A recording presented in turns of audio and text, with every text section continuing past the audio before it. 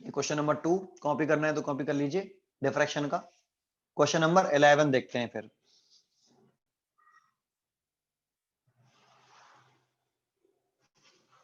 Easy question है इसके, mostly बच्चों ने कर लिए होंगे इसके क्वेश्चन सारे। बस थोड़ा सा कॉन्सेंट्रेट करोगे तो हो जाएंगे सारे।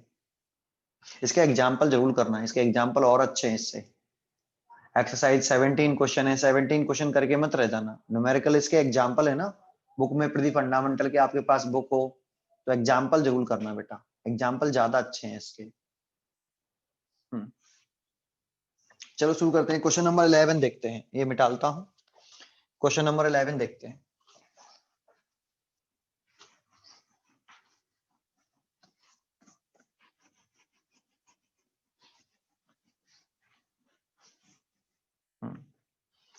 क्वेश्चन नंबर 11 देखिए क्या कह रहा है। एक प्लेन वेव फ्रंट है 6 इंटू 10 की पावर माइनस के 7 फॉल्स ऑन स्लिट इतने मीटर वाइड। तो हमारे पास एक स्लिट है, ये हमने एक स्लिट बना ली। इतनी वाइड नहीं होती है पर ऐसे बना देते हैं हम। ये इतनी वाइड है आपकी डी, और इस पर कैसा वेव फ्रंट इंसिडेंट कर रहा है, प्लेन वेव फ्रंट। तो लाइट कैसे आ रही होगी, पैरेलल, और प्लेन वेव फ्रंट इंसिडेंट कर रहा है। This is a plane wave front आपका, ये इंसिडेंट हो रहा है तो लाइट पैरेलल इंसिडेंट हो रही होगी ऐसे। ये incident light, this is a plane wave front. ये डी हो गया, स्मॉल डी। लैम्डा जो यूज कर रहा है इस लाइट का जो वेवलेंथ है, वो लैम्डा कह रहा है आपको 6 इंटू 10 की पावर माइनस के 7 मीटर।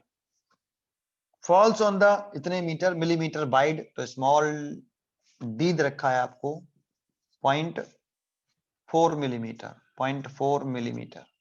तो 0.4 इंटू 10 की पावर माइनस के 3 मीटर। दैट मीन्स 4 लिख लें ऐसे, और 10 की पावर इस पॉइंट को एक इधर कर दें, माइनस के 4 मीटर हो जाएगा स्मॉल डी। फिर इसमें कह रहा है कि a convex lens of focal length 0.8 metre. कल समझाया था मैंने लास्ट में चलते चलते आपको कॉन्वेक्स लेंस के बारे में। अ कॉन्वेक्स लेंस जिसकी फोकल लेंथ 0.8 मीटर रखी, प्लेस्ड बिहाइंड द स्लिट। कहां पर प्लेस्ड है, बिहाइंड द स्लिट, मतलब स्लिट के जस्ट पीछे ही है। जस्ट बिहाइंड मतलब पीछे है, तो यहाँ स्लिट है, इसके पीछे यहाँ ये फ्रंट हो गया, ये बिहाइंड हो गया, ये फ्रंट ये बिहाइंड। तो इसके पीछे आपका एक कॉन्वेक्स लेंस प्लेस्ड है, ये दिस ऐसा है। और स्क्रीन हम कहां प्लेस्ड होते करते हैं, इसके सेकंड फोकस पर। भाई फ्रॉन अपर डिफ्रैक्शन में जो हमने स्क्रीन प्लेस की है वो इस इसकी फोकल लेंथ के सेकंड फोकस करिए। तो देखो इसको हम कैपिटल डी बोलते हैं ये, और ये जो हमारा सेकंड फोकस होता है दैट मींस यहां से यहां तक के डिस्टेंस स्मॉल एफ। तो focal length of the lens F दे रखा है उसने हमें 0.8 मीटर। और मैंने आपको बताया था कि कभी कभी कैपिटल डी नहीं देता है, तो ये कैपिटल डी के अप्रोक्सीमेट इक्वल होगा। तो यहाँ कैपिटल डी की वैल्यू ही एफ है। ठीक है, ये कल समझा चुका हूं मैं आपको। ठीक है, अब क्या कह रहा है आपसे, what the linear diameter of first minimum और सेकंड मैक्सिमम। देखो उसने लीनियर डायामीटर कहा, क्या यूज किया, लीनियर डायामीटर।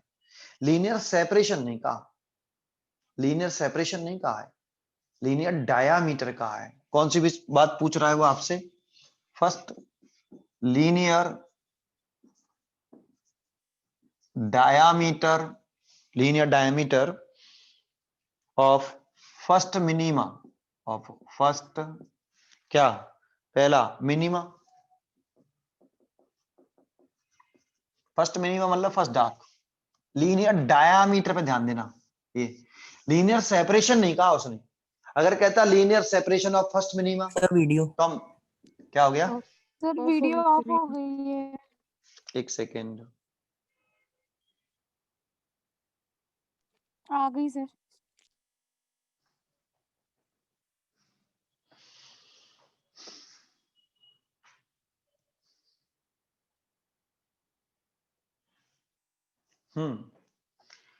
लीनियर डायामीटर कह रहा है आपसे, linear diameter of first minima.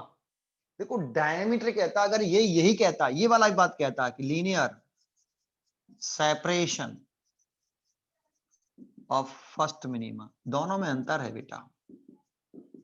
ये अगर लीनियर क्या पूछ रहा है, फर्स्ट लीनियर सेपरेशन पूछ रहा है, फर्स्ट मिनिमा, लीनियर सेपरेशन, यहां पर वर्ड यूज किया लीनियर डायामीटर। देखो लीनियर सेपरेशन कहता है तो ये जो पॉइंट होता है ये सेंटर ऑफ स्क्रीन होता है, इसको क्या बोलते हैं हम, centre of screen. Central fringe भी बनती है इस जगह पर, लेकिन सेंटर ऑफ स्क्रीन कहो तो ज्यादा बेटर है। और ये बना आपका फर्स्ट डार्क, जितना ये ऊपर बनना है फर्स्ट डार्क, उतना ही नीचे फर्स्ट डार्क इधर भी बनेगा। तो अगर ये linear separation of first minima कहता तो हम ये वाली सेपरेशन निकाल देते, ये वाली सेपरेशन x1, ये वाली x1 निकाल देते, कि कहते कि x1 निकाल लो, यही आंसर हो जाता। लेकिन पूछा क्या उसने, linear diameter of first minima. तो लीनियर डायमीटर कैसे कहेंगे, सेंटर ऑफ स्क्रीन से फर्स्ट डार्क, फर्स्ट डार्क मतलब फर्स्ट मिनिमा ऊपर, और सेंटर ऑफ स्क्रीन से फर्स्ट डार्क नीचे, दैट मींस फर्स्ट मिनिमा। यहां से यहां तक की ये पूरी डिस्टेंस, ये वाली, ये वाली, ये पूरी डिस्टेंस, ये वाली, ये x1। ठीक है, ज्यादा इंक डाल दी है, वो बहना शुरू हो रहा है।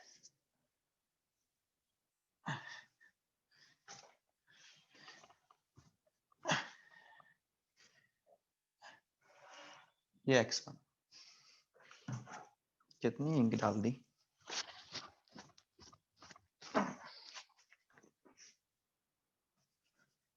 अब चलो अब सही हो गया, x1। उसने क्या बोला, linear diameter of first minima.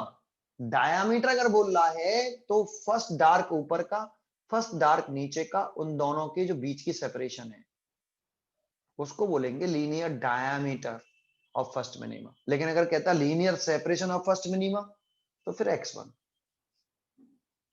तो उसने पूछा क्या, linear diameter of first minima, that means कितना, 2x1, 2x1 इसे बोलेंगे linear diameter of first minima. अब x1 कैसे निकालें सर, तो x1 कहां से डिस्टेंस है आपको, सेंटर ऑफ स्क्रीन से फर्स्ट डार्क तक की सेपरेशन। तो पहले यहां ये लिख लो, फिर लिखो नाउ फॉर फर्स्ट मिनिमा क्या होता है, d sin θ1 बराबर लैम्डा। इतनी तो पार्ट डिफरेंस होता है, part difference delta x extreme wavelet के बिटवीन, d sin θ1 बराबर लैम्डा। मैंने कहा फॉर्मूले हमें याद नहीं रखने इसके, तो पूरा मैं करके दिखाऊंगा बिल्कुल वैसा ही, d sin θ1 बराबर लैम्डा। तो अब इसको सॉल्व करो तो sin θ1 बराबर lambda by small D, D को नीचे लिया, θ1 इज वेरी स्मॉल, तो ऐसे लिख सकते हैं θ1 लैम्डा बाई डी। बट अगर आप ये देखोगे यहां से, ये तो θ1 होता है और ये कैपिटल डी, ये x1, अगर इसी में tan θ1 देखें, इस ट्राइंगल में tan θ1, ये तो हम जानते हैं फॉर फर्स्ट मिनिमा के लिए इतना। अब न्यूमेरिकल कर रहे हैं, समझाने वाला काम नहीं है अब, ये समझाऊंगा मैं आपको, समझाऊंगा नहीं करूंगा। tan θ1 x1 बटे कैपिटल डी, x1 बटे कैपिटल डी, और इसे छोटा θ1 छोटा है तो इसे भी हम θ1 लिख सकते हैं, लेकिन देख के लिखना θ1 छोटा है। अगर θ1 छोटा नहीं, जैसे 30 डिग्री आ गया तो sin θ1 नहीं लिख सकते हम, क्योंकि 31 डिग्री छोटा थोड़ी होता है, फिर तो sin θ1 ही रहेगा, यहाँ पे चेंज नहीं कर सकते उसे। ठीक है, ये ध्यान रखना हमेशा, ये कंडीशन तब तक सही है जब तक θ1 छोटा है। बराबर कर लो इन दोनों को,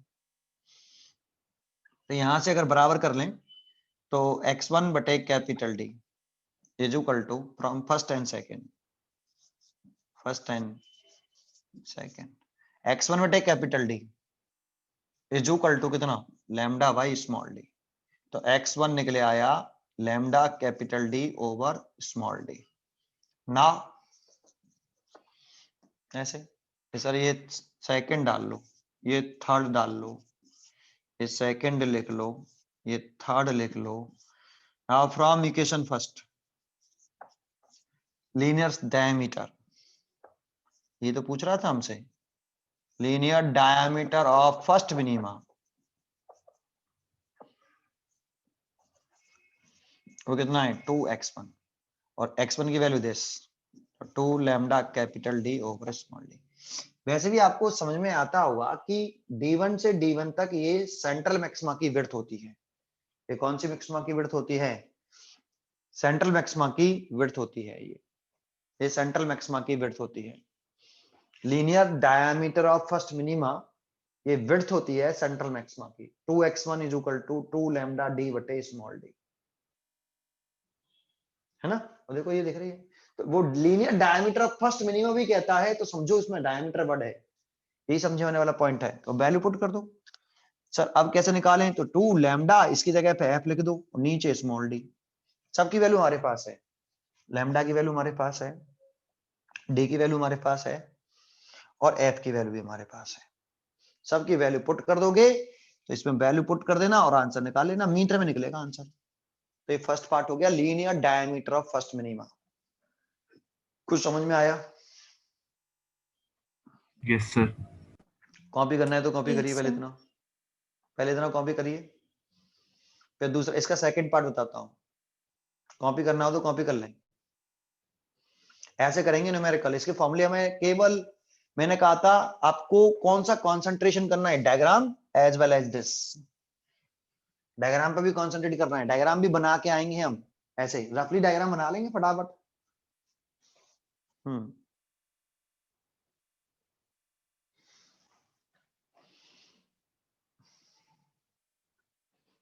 लड़के बच्चे लोग इतना परेशान करते हैं। एक सेकंड वेट करना बेटा, एक सेकंड वीडियो जाएगी आपकी अभी।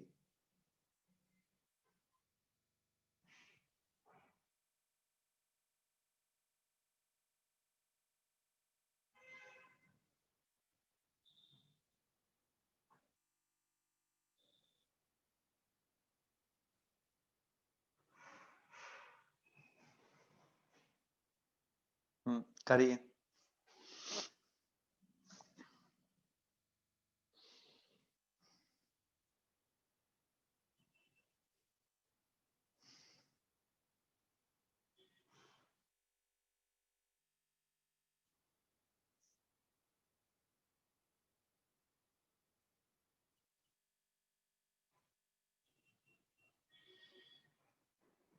हो गया?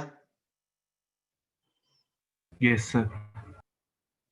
सबका हो गया? सबको, किसी ने कोई रह तो नहीं गया जिसको उतारना हो फिर कैब में डाल दिया तो? No, sir. ठीक है। दूसरा क्वेश्चन इसमें पूछा गया सेकंड पार्ट, उसमें लीनियर डायमीटर ही पूछ रहा है, लेकिन कौन सा मैक्सिमा है वो देखते हैं। लीनियर डायमीटर ही पूछ रहा है, उसमें भी लीनियर डायमीटर पूछ रहा है। कौन सा मैक्सिमा है? सेकंड मैक्सिमा है, फर्स्ट नहीं है, सेकंड है। Linear diameter of second maxima, maxima है अब सेकंड मैक्सिमा। तो बिल्कुल ऐसे ही करना है। इसको थोड़ा सा हटाता हूं डायग्राम को, ये भी हटा देता हूं। ये स्क्रीन है आपकी, ये तो सेंटर ऑफ स्क्रीन हो गया ये वाला, ये centre of screen. Second maxima कह रहा है तो सेकंड मैक्सिमा बना लो B2, इधर भी बना लो सेकंड मैक्सिमा B2। देखो लीनियर डायमीटर, तो सेकंड मैक्सिमा ऊपर सेकंड मैक्सिमा नीचे, यहां तक की डिस्टेंस, ये पूरा डायमीटर पूछ रहा है ये वाला। समझ में? एक ही गोला बनाना है, एक दो नहीं बनाना है, वो तो डाउट बढ़ाने के लिए ऐसे। तो ऊपर सेकंड ब्राइट ले लो, लीनियर डायमीटर का लीनियर सेपरेशन कहता है तो केवल इतना। सेकंड मैक्सिमा की लीनियर सेपरेशन निकालो तो ये इतनी, ये रही x2, ये वाली x2 डैश लिख देते हैं हम इसको। लेकिन डायमीटर का तो ये भी इतना, यहां से यहां तक, दूसरी साइड का सेकंड ब्राइट ये x2 डैश। तो लीनियर डायमीटर कितना हो गया? 2x2 dash. Linear diameter of second maxima 2x2 dash. पहले इतना समझ में आया? Yes sir. Yes, और sir. ये समझ में आ गया तो यहां से अब ये डाल दिया, ये θ2 डैश। अब याद करो नाउ, फॉर सेकंड मैक्सिमा की बात चल रही है, सेकंड मैक्सिमा। सेकंड मैक्सिमा के लिए path difference delta x d sin θ2 dash कितना होता है? 5 lambda by 2। 5 lambda by 2. 5 lambda by 2। तो यहां से sine theta 2 dash 5 lambda by 2d, हमें x2 निकालना है, x2 दैट मींस ये सेपरेशन। तो theta 2 dash is equal to 5 lambda by 2d, ये इक्वेशन, इसे इक्वेशन 1 कह लो, इसे 2 कह लो ना। tan theta 2 dash is equal to tan theta 2 dash x2 dash बटे कैपिटल D, ये परपेंडिकुलर बटे बेस, तो x2 dash divide by capital D, और इसे भी थीटा 2 डैश कह सकते हैं, तो x2 डैश बटे कैपिटल 2 फ्रॉम इक्वेशन 2 एंड 3 हम लिख सकते हैं x2 डैश बटे capital D is equal to 5 lambda 2d, तो x2 dash is equal to 5 lambda capital D over 2d। ये सेपरेशन निकले आई, separation between centre of screen कहें तो ज्यादा बेटर होता है, centre of screen and second maxima, second maxima या second bright fringe, centre of screen से सेकंड ब्राइट फ्रिंज तक की डिस्टेंस निकले आई x2 डैश, लेकिन हमें से तो लीनियर डायमीटर पूछा है, तो फ्रॉम इक्वेशन फर्स्ट हमसे क्या पूछा, लीनियर सेपरेशन नहीं पूछी उसने, डायामीटर वर्ड लगा दिया उसमें, डायामीटर ऑफ सेकंड मैक्सिमा, तो ये हो गया 2x2 डैश। अब 2x2 डैश की value 5 lambda capital D over 2d, और d की जगह पे कितना लिख देंगे पता है, f, क्योंकि d यहाँ f के बराबर है, लेंस की फोकल लेंथ दे रखी है, ये कल बताया था मैंने। फिर वाली वैल्यू पुट कर देना, हमारे पास लैम्डा की वैल्यू भी है, स्मॉल d की वैल्यू भी है, और कैपिटल D की वैल्यू भी है, बस यहाँ वैल्यू पुट करिए, सॉल्व करिए, मीटर में आंसर आएगा। ये सेकंड पार्ट कर दिया हमने 11 का सेकंड पार्ट, चेक करिए, कॉपी करना तो कॉपी कर लीजिए। समझ में आया ये कारला जी? यस सर, आ गया।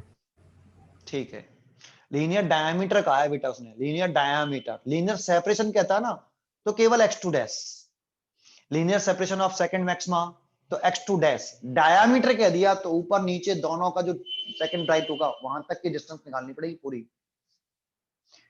ठीक है, डायग्राम तो मैं उठा ही देता हूं, क्वेश्चन नंबर 16 की तरफ चलते हैं, तब तक उतारना हो तो उतार सकते हो आप, अभी तो मैं डायग्राम उठा रहा हूं बस, केवल थोड़ा तो मिटा ले लूं, ये वैल्यू उठा देता हूं।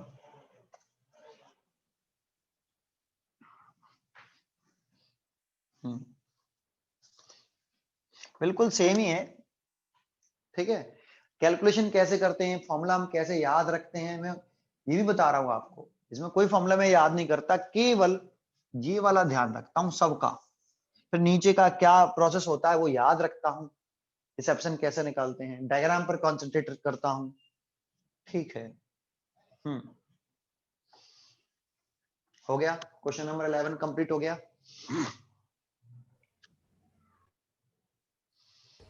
कोई यस सर। उतार तो नहीं रहा है, कोई उतार तो नहीं रहा है, और कोई उतार रहा हो तो मेरे को बोलेगी सर मैं उतार रहा हूं, मैं रुक जाऊंगा, कोई उतार रहा है, कोई नहीं उतार रहा, डाल दूं? Yes, sir.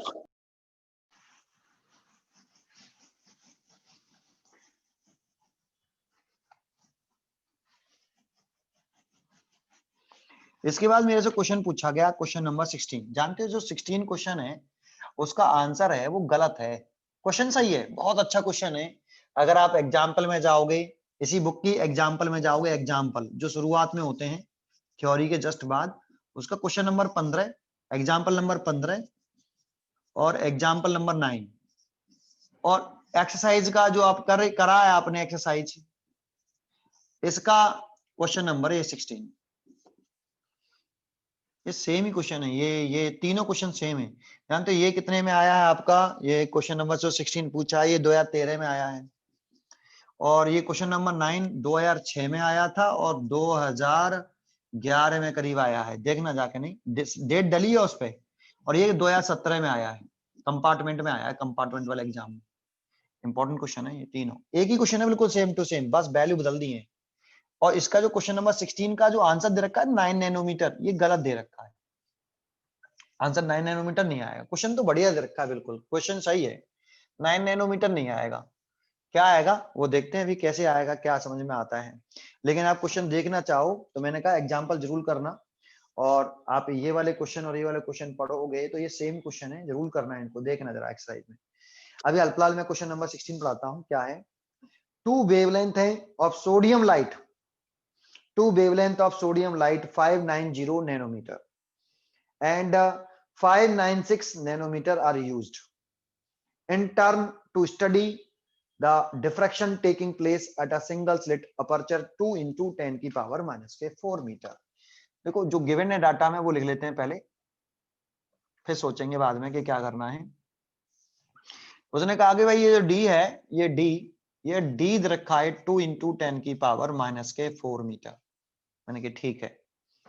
फिर क्या कह रहा है आगे, question number 16, the distance between slit and screen is 1.5 metre. तो ये स्क्रीन है आपकी, ये स्क्रीन, और स्लिट से ये स्क्रीन की जो दूरी होती है कैपिटल डी, और ये कैपिटल डी रखी है उसने 1.5 मीटर, ये गिवन है, ठीक है। फिर वो कह रहा है आपसे कि calculate the separation between, calculate पूछ रहा है।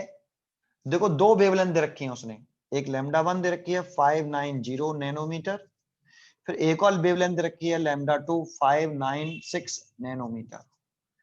दो वेवलेंथ दे रखी हैं जो बारी बारी से यूज कर रहा है, ऐसे नहीं एक ही साथ यूज कर रहा है, बारी बारी से। पहले वो 590 नैनोमीटर का एक सोर्स ले लेता है, उसे यूज कर लेता है और डिफ्रेक्शन पैटर्न बना लेता है, तो उसे हटा के, उस सोर्स को उठा के दूसरा सोर्स यूज करता है जिसकी वेवलेंथ 596 नैनोमीटर है, फिर डिप्रेशन पैटर्न बनाता है। तो दो बार किया है उसने एक्सपेरिमेंटल ऑब्जर्वेशन, या एक बार किया है, दो बार, बारी बारी से यूज कर रहा है। पहले इस वाली वेवलेंथ को यहाँ सोर्स के रूप में रखेगा और डिफ्रेक्शन पैटर्न ऑब्जर्व कर लेगा, फिर दूसरी वाले केस में सोर्स को रिप्लेस करके इसको हटा के इसको रख लेगा यहाँ, फिर डिफ्रेक्शन पैटर्न ऑब्जर्व कर लेगा। तो पूछ क्या रहा है, वो पूछ रहा है कि भाई अगर मैं इसको यूज करूं यहाँ पे पहले, तो मैंने यूज किया कौन सा वाला, ये वाला, मान लो ये लैम्डा यूज किया, मान लो मैंने यहाँ पे एक सोर्स यूज कर रहे हैं जिसकी वेवलेंथ कितनी है लैम्डा, लेट कर लेते हैं। इन दोनों में से छोड़ो, ये दोनों यूज नहीं कर रहे, ना ये यूज कर रहा ना यूज कर रहा, मैं तीसरा ही कुछ कर रहा हूँ लैम्डा, ठीक है। ये मैंने एक सोर्स यूज करा जिसकी वेवलेंथ लैम्डा है, ब्रेड्थ स्मॉल डी है, कैपिटल स्क्रीन तक की डिस्टेंस कैपिटल डी है, ये सेंटर ऑफ स्क्रीन होगा, इसको सेंटर ऑफ स्क्रीन बोलेंगे। मैंने कहा ठीक है, ये सेंटर ऑफ स्क्रीन है। तो ये फर्स्ट ब्राइट है, कौन सा है, फर्स्ट मैक्सिमा। तो इसकी ये डिस्टेंस निकाल सकते हैं कि हम कितनी दूरी पर है ये वाली डिस्टेंस, तो मैंने कहा निकाल सकते हैं, x1 dash first maxima, position of first maxima, separation. Question number second first maxima ही कह रहा है। तो ये बताओ अगर हम ये फर्स्ट मैक्सिमा निकालना चाहें तो निकाल सकते हैं, मैंने कहा निकाल सकते हैं। यहां से इसको ऐसे मिला लेंगे, ये θ1 डैश होगा। तो सेंटर ऑफ स्क्रीन से फर्स्ट मैक्सिमा तक की डिस्टेंस की बात कर रहे हैं अभी अल्पलाल लैम्डा के लिए। अभी इन दोनों का क्या कंसेप्ट है बताऊंगा।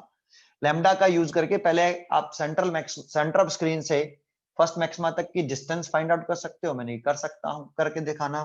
तो फॉर फर्स्ट सेकेंडरी, अब सेकेंडरी नहीं लिख रहा, मैं डायरेक्ट लिख देता हूं, फॉर फर्स्ट मैक्सिमा। ये हम पाथ डिफरेंस कितना जानते हैं, d sin θ1 डैश कितना, 3 lambda by 2. 3 lambda by 2. 3 lambda by 2, d sin θ1 dash is equal to 3 lambda by 2। यहां से आगे बढ़ाएं तो क्या करते थे, sin θ1 3 लैम्डा बाई 2d, ऐसे θ1 स्मॉल माने, θ1 डैश वेरी स्मॉल, तो हम लिख सकते हैं θ1 डैश 3 लैम्डा बाई 2d। फिर उसके बाद tan θ1 डैश निकालें इससे, tan θ1 डैश इस ट्राइंगल में, and tan θ1 dash perpendicular, perpendicular बटे बेस, तो परपेंडिकुलर आया x1 डैश बटे कैपिटल D। θ1 डैश छोटा है तो उसे लिख सकते हैं θ1 बराबर dash is equal to x1 dash बटे कैपिटल D। नाउ इस थीटा वन डैश को और इस थीटा वन डैश को इक्वल करें, तो इक्वल करें तो कितना आएगा, x1 डैश बटे capital D is equal to 3 lambda by 2D। That means x1 dash is equal to 3 lambda बटे कैपिटल D 2D। ये निकले आया, और इसका नेम क्या निकल के आया, separation between centre of screen and first maxima. ठीक है। हाँ, क्या यही निकालना है? नहीं, ये निकालना, बता रहा हूं अभी क्या निकालना है। यहां तक समझ में आया? अब एक बात बताओ, अब क्वेश्चन की बात करते हैं। ये तो मैंने निकाल लिया, जनरल निकाल लिया। तो एक बात बताओ कि अगर हम यहाँ पे पहले ये वाला सोर्स यूज करें जिसकी वेवलेंथ कितनी है, 59 नैनोमीटर। 59 नैनोमीटर हमने यूज किया सोर्स, मतलब ये वाला सोर्स मैंने यहाँ कितनी वेवलेंथ मानी इसकी, 59 नैनोमीटर। ऐसे ये मैंने यूज किया और डिफ्रेक्शन पैटर्न मैंने ऑब्जर्व कर लिया, और मैंने डिफ्रेक्शन जो पैटर्न ऑब्जर्व किया उसमें मैंने क्या निकाला, सेपरेशन निकाली बिटवीन सेंटर ऑफ स्क्रीन और फर्स्ट मैक्सिमा, तो इतनी आई। ठीक है। अब ये बताओ, ये वाली जो सेपरेशन है, separation between centre of screen और फर्स्ट मैक्सिमा की जो सेपरेशन है, क्या वो लैम्डा पे डिपेंड कर रही है? Yes, sir. Yes, sir. कर रही है। तो अगर एक बार बताओ कि एक बार मैंने क्या कर रहा हूं, पता है मैं हमेशा कौन सी डिस्टेंस निकालूंगा, हमेशा मैं सेपरेशन निकालूंगा सेंटर ऑफ स्क्रीन से फर्स्ट, इस क्वेश्चन के हिसाब से सेंटर ऑफ स्क्रीन और फर्स्ट मैक्सिमा के बीच की सेपरेशन निकालनी है इस क्वेश्चन के हिसाब से, है ना? तो ये निकालूंगा मैं। लेकिन मैं क्या कर रहा हूं पता है, मैं एक बार ये वाली वेवलेंथ यूज करके निकाल रहा हूं, यही वाली separation, separation between centre of screen और फर्स्ट मैक्सिमा निकाल रहा हूं मैं इस वाली वेवलेंथ का यूज करके, निकाल ली। फिर मैंने कहा कि यार नहीं, ये वाली वेवलेंथ हटाओ, एपिटस तो यही रखूंगा, कैपिटल डी यही रहेगा, स्मॉल डी यही रहेगा, बट मैं इस वेवलेंथ को चेंज कर दूंगा, इसको हटा के मैं दूसरी बार इसको यूज करूंगा, और फिर मैं सेपरेशन निकालूंगा अगेन सेंटर ऑफ स्क्रीन और फर्स्ट मैक्सिमा। तो बताओ इस separation between centre of screen और फर्स्ट मैक्सिमा की जो वैल्यू है वो अलग अलग वेवलेंथ के लिए अलग अलग आएगी या एक ही वैल्यू आएगी? अलग अलग अलग अलग। आप सोचो भाई, वेवलेंथ अगर आप चेंज करोगे तो ये separation between centre of screen और फर्स्ट मैक्सिमा के बीच की सेपरेशन लैम्डा बदल दिया, तो ये वाली सेपरेशन चेंज होगी या नहीं होगी? होगी। होगी। तो हम एक काम करते हैं, पहले हम फॉर वेवलेंथ कौन सा यूज कर लेते हैं, हम यहाँ पे जो सोर्स रख रहे हैं वो पहले हम कौन सा सोर्स यूज कर रहे हैं, ये वाला। पहले हम ये वाला वेवलेंथ लगा के हमने डिफ्रेक्शन पैटर्न ऑब्जर्व कर लिया, तो लैम्डा वन कितना, 590 नैनोमीटर। तो हमने सेपरेशन निकाल ली, separation between centre of screen and first maxima, ये हमने निकाल ली x1 dash, centre of screen और फर्स्ट मैक्सिमा की सेपरेशन ये तो निकाली थी, कितना वेवलेंथ यूज करके, इतनी वेवलेंथ यूज करके, 3 lambda 1 capital D over small 2D। ठीक है भैया, आया? Yes, Yes, sir. sir. Yes, अब क्या किया कि इस सोर्स को हटाया, इस वाले सोर्स को हटाया, इस वाले सोर्स को, ये तो रखा था यहाँ पे लैम्डा 1 वाला, इसको हटाया, इसको रिप्लेस किया, इसकी जगह पे ये वाला लगा दिया, फिर एक्सपेरिमेंट कर डाला, फिर हमने अगेन सेपरेशन यही वाली निकाली, दूसरी निकाली, यही निकाली सेंटर ऑफ स्क्रीन और फर्स्ट मैक्सिमा। अब किसके लिए निकाल रहे हैं, फॉर हम वेवलेंथ यूज कर रहे हैं लैम्डा 2 596 नैनोमीटर, ये यूज कर रहे हैं। उसको रिप्लेस कर दिया, ऐसा नहीं वो भी लगा हुआ, उसे हटा के नहीं, फिर दोबारा से सेपरेशन निकाल रहे हैं हम, सेपरेशन बिटवीन कहां से निकाल रहे हैं, centre of screen and first maxima. दोबारा से देखो ये क्या निकाल रहे हैं, देखो जो यहां निकाला वो यहां निकाला, सर ये क्यों हो गया, सर वही चीज क्यों नहीं? अरे भाई अलग अलग लैम्डा, अगर तुम लैम्डा बदलो, कुछ मत बदलो, पूरे स्क्रीन में कुछ भी मत बदलो, बस केवल लैम्डा एक बार तुमने ये यूज किया, फिर दूसरी बार दूसरे उसमें फिर ये यूज किया, और बार बार क्या निकालने की कोशिश कर रहे हो, सेंटर ऑफ स्क्रीन से फर्स्ट मैक्सिमा। तो फॉर्मूला तो यही रहेगा, लैम्डा ही तो बदल रहे हो ओनली। ये सेपरेशन निकाली मैंने बिटवीन सेंटर ऑफ स्क्रीन और फर्स्ट मैक्सिमा, अगर तुम लैम्डा बदलोगे तो ये सेपरेशन बदलेगी ना, तो देखो ये x1 ही रहेगा, अब इसे भी x1 डैश लिखूं, इसे भी x1 डैश लिखूं, तो ये तो गड़बड़ है। x1 डबल डैश, क्यों? तुमने लैम्डा बदला है। ये तो ऊपर वाली डिस्टेंस बड़ी होगी, नीचे वाली? नीचे वाली। नीचे नीचे वाली। वाली। नीचे क्योंकि वाली। लैम्डा जिसका बड़ा होगा उसके लिए separation between centre of screen और फर्स्ट मैक्सिमा ज्यादा आएगी। तो separation between centre of screen और फर्स्ट मैक्सिमा डबल डैश कर दिया, डबल कर दिया, लेकिन नीचे तो 1 ही रखा है ना। ये तो डिफरेंस लाने के लिए करना पड़ रहा है मेरे को, क्या करूं फिर? अब इसको ऐसे लिखता तो गड़बड़ हो जाती, तो डबल डैश करते, नीचे तो 1 ही लिखा है ना, 2 नहीं किया ना हमने। तो ये भी कितनी आएगी? 3 लैम्डा 2 कैपिटल डी बटे 2d। ये भी सेपरेशन है फर्स्ट मैक्सिमा तक की, बस केवल लैम्डा बदला है, सेपरेशन नहीं, सेपरेशन चेंज होगी लेकिन नाम तो यही रहेगा ना। समझ में आया? Yes sir. यस अब ये पूछ क्या रहा है पता है? अब मुझे देख के बताओ कि ये x1 बड़ा है या ये वाला x1 बड़ा है। नीचे वाला नीचे x1 वाला double dash. Centre of screen से फर्स्ट मैक्सिमा जब आपने केवल लैम्डा 1 यूज किया, क्या यूज किया? लैम्डा 1। तो देखो ये तो सेंटर ऑफ स्क्रीन हो गया पॉइंट 2, और ये बना first bright. Separation between centre of screen and first maxima, तो ये फर्स्ट मैक्सिमा बना। फर्स्ट ब्राइट को तो बोलते हैं, ब्राइट फ्रिंज को फर्स्ट मैक्सिमा बोलते हैं।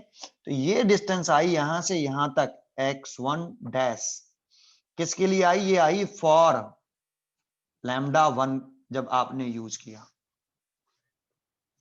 ठीक है, अगर आप लैम्डा 2 इसको, अब इस वाले लैम्डा को हटा के उसकी जगह पे लैम्डा 2 यूज करोगे इतना, तब भी सेंटर ऑफ स्क्रीन से फर्स्ट राइट फ्रंट तक की जो सेपरेशन है वो इतनी आएगी या इससे ज्यादा आएगी?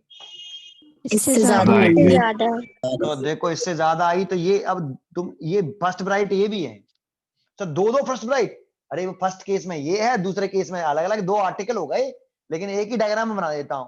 जब लैम्डा 1 यूज किया तो ये सेंट्रल ब्राइट से फर्स्ट ब्राइट इतनी दूरी पर बनना था।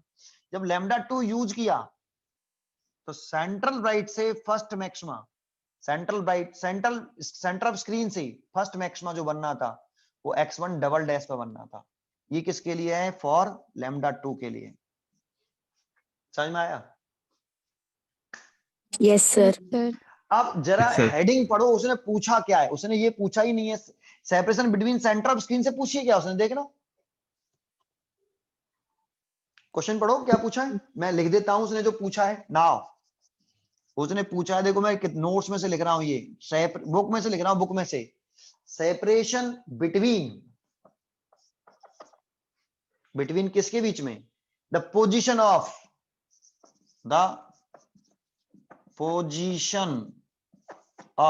क्या? फर्स्ट मैक्सिमा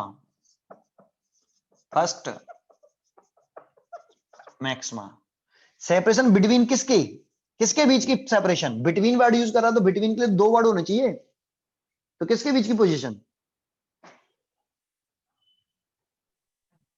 फर्स्ट मैक्सिमा दोनों केसेस में। हाँ, दोनों केसेस के फर्स्ट मैक्सिमा के बीच की सेपरेशन, दैट मींस ये वाली सेपरेशन पूछ रहा है, ये वाली। समझ में आया? Yes sir. अरे ये separation between the position of first maxima, बस यही कह रहा है। तो फर्स्ट मैक्सिमा की फर्स्ट मैक्सिमा से पोजीशन पूछ रहा है, सेपरेशन पूछ रहा है फर्स्ट मैक्सिमा से फर्स्ट मैक्सिमा तक की। तो दो फर्स्ट मैक्सिमा, अरे तो है दो इस वेवलेंथ के लिए फर्स्ट मैक्सिमा ये रहा, और इस वाली वेवलेंथ के लिए फर्स्ट मैक्सिमा ये रहा। तो इन दोनों फर्स्ट मैक्सिमा के बीच की सेपरेशन पूछ रहा है। देखो इन 2 केसेस मतलब सोचते 2 केसेस तो हैं, एक बार लैम्डा 1 और एक बार 2 लैम्डा 2। नहीं समझ में आया? आगे सर। Yes sir. पहले क्वेश्चन में क्या पूछा है ये समझ में नहीं आएगा तो निकालोगे कैसे? उसने ये थोड़ी कहा है कि separation between centre of screen और फर्स्ट मैक्सिमा के बीच की सेपरेशन बताओ, ये थोड़ी कहा है। उसने कहा है separation between the position of first maxima in 2 cases. तो फर्स्ट केस में ये फर्स्ट मैक्सिमा की पोजीशन है, और सेकंड जब वेवलेंथ लैम्डा यूज कर रहे हैं तो फर्स्ट मैक्सिमा की पोजीशन ये रही, और जब लैम्डा 2 यूज कर रहे हैं, दूसरी वेवलेंथ यूज कर रहे हैं, तो फर्स्ट मैक्सिमा की पोजीशन ये रही। तो फर्स्ट मैक्सिमा ये लैम्डा 1 वाली फर्स्ट मैक्सिमा, ये लैम्डा 2 वाली फर्स्ट मैक्सिमा, और इन दोनों पोजीशन के बीच की सेपरेशन फर्स्ट मैक्सिमा से first maxima, separation between position of first maxima. तो ये कैसे निकाल सकते हैं बताओ?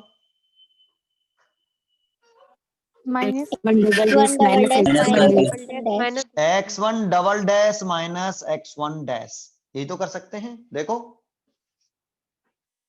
yes Yes, sir. yes sir बड़ा सिंपल सा बात है, और ये कर सकते हैं। तो देखो इसकी वैल्यू तो ये रही 3 D ओवर 2D कॉमन ले लिया और लैम्डा 2 माइनस लैम्डा 1। भाई 2D नीचे और D ये तो कॉमन है, लैम्डा 1 और लैम्डा 2 तो अलग है, तो मैंने कॉमन लेके साथ वैल्यू पुट कर दी डायरेक्ट। समझ में आया? yes Yes, sir sir. Yes sir. अब देखो आपके Yes, पास sir. लैम्डा 1 भी है, लैम्डा 1 को जरूर नैनोमीटर से मीटर एक सिस्टम में लाना बहुत जरूरी होता है। ये नैनोमीटर में है तो पहले इसे मीटर में लाओ, ये भी नैनोमीटर, एक सिस्टम में होना चाहिए पूरा। ऐसा नहीं कि कहीं नैनोमीटर लिख दिया, कहीं मीटर लिख दिया, कहीं मिलीमीटर लिख दिया। ये तो मीटर में ही है, ये भी मीटर में है, ये चेक सिस्टम जरूर चेक करना, ये भी मीटर में है, ये भी मीटर में है, ये भी मीटर में है, ये भी मीटर में। अब हमारे पास स्मॉल डी की वैल्यू भी है, हमारे पास कैपिटल डी की वैल्यू भी है, लैम्डा 2 की वैल्यू भी है और लैम्डा 1 की वैल्यू भी है।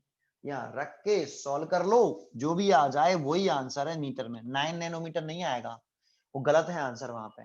ठीक है, जो भी आ जाए आपका वही आंसर होगा। समझ में आया? Yes sir. yes sir Yes, sir. Copy करना हो तो कॉपी कर सकते हो कि कैसे करना है आपको। ये बहुत अच्छा क्वेश्चन है, कॉपी करना हो तो कॉपी करिए डायग्राम बनाते हुए। समझ में तो आ गई होगी वो पूछा क्या उसने, कॉपी करिए।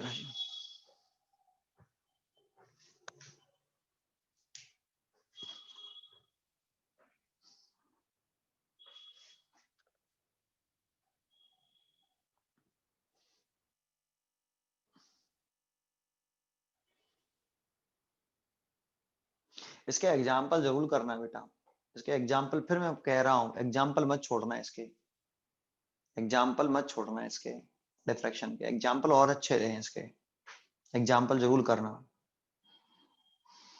17 ही तो न्यूमेरिकल हैं और उसमें 8-10 एग्जाम्पल हैं, 10 एग्जाम्पल हैं, 27 क्वेश्चन करने की कह रहा हूं बस केवल। इसीलिए इसके एग्जाम्पल जरूर कर लेना। फिर मैं रिपीट कर रहा हूं, फिर भी नहीं करो तो तुम्हारी मर्जी है, क्योंकि मैं तो देख नहीं सकता आपको कर रहे हो कि नहीं कर रहे हो। तो वही इसमें ऑनलाइन में यही खराबी है।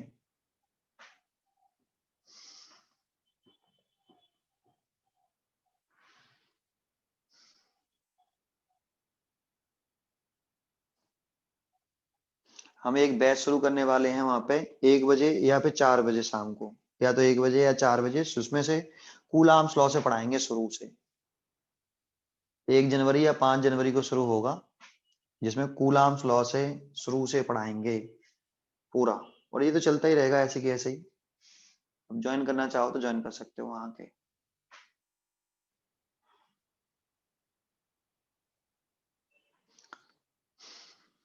पूरा पढ़ा के ही चलेंगे, लेकिन तेजी से पढ़ाएंगे, लेकिन पढ़ाएंगे पूरा। हम्म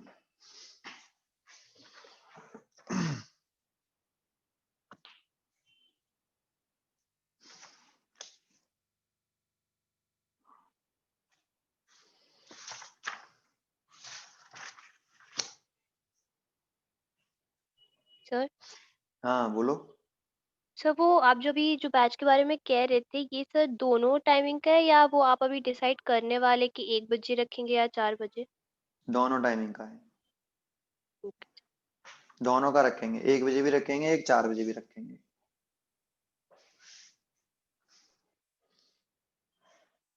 अभी इसके बारे में बात करनी है तो अभी इस समय बात नहीं करो, कोई भी बच्चा बात नहीं करे मेरे से। आपको अगर इसके बारे में बात करना है तो कोचिंग पे आके बात करिए, या फिर अलग से बात करना फोन पे मेरे से, ठीक है, जब बैच ओवर हो जाए। ठीक है भाई, ये कंप्लीट हो गया है, मैं डालते हैं।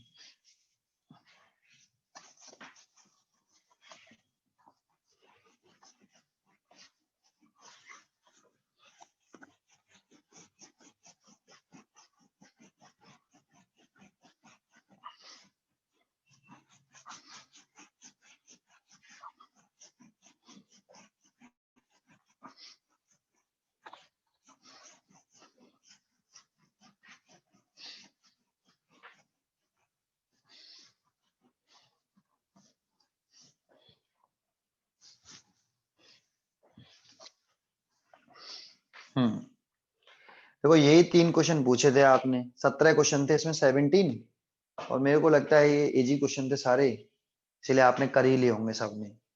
ठीक है, इसमें नया टॉपिक शुरू होता है 7th यूनिट, यूनिट 7। चैप्टर का नाम है इसमें फोटो इलेक्ट्रिक इफेक्ट।